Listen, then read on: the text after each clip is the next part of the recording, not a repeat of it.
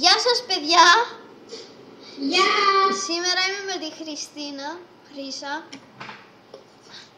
Και αποφασίσαμε να κάνουμε ένα talent που το είδα εγώ στο Facebook. Δεν ξέρω βασικά αν θα το δείτε εσείς, αλλά εγώ το είδα.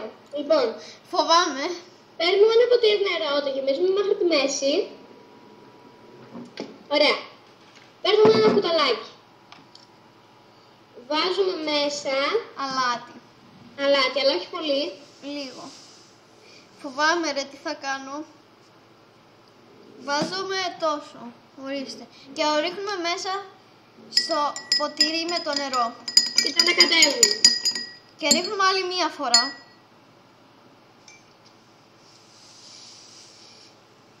Παναγία μου. Αχ, Παναγία μου. Ωραία, ρίχνουμε. Θα το πάρουμε με άλλη σειρά τώρα. Λοιπόν, μετά παίρνουμε πάλι το κουτάλι και παίρνουμε ελαιόλαδο. Ωραία. Ρίχνουμε μέσα, όχι πολύ, Λίγο. όπως κάναμε και με το αλάτι, τόσο. Ρίχνω. Και ανακατεύω. Να φέρω και ένα μπολάκι.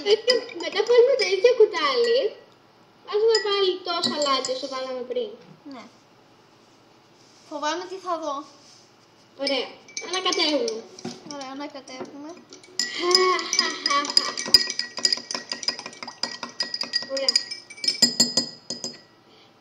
Από ό,τι ξέρω, όσοι το έχουν κάνει, ξυρίζανε. Πάω να φέρω ένα μπολάκι. Φέρω άλλο ένα ποτήρι νερό.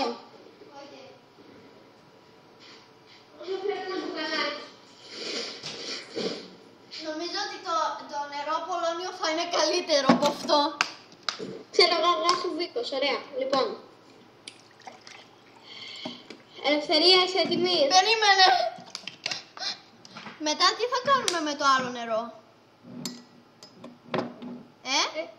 Άμα δεν μας αρέσει αυτό που κάναμε τώρα, θα πιούμε αμέσως νερό. Οκ. Φοβάμαι. Έχω έτοιμο ανοιχτό το μπουκάλι. Ωραία. Λοιπόν. Κάτσε να το ανακατέψω ακόμα λίγο. Νομίζω έβρεξα το κινητό. Δεν πειράζει. Εγώ το έχω ανάποδα. Λοιπόν. Περίμενε. Το νερό. 1, 2, 3.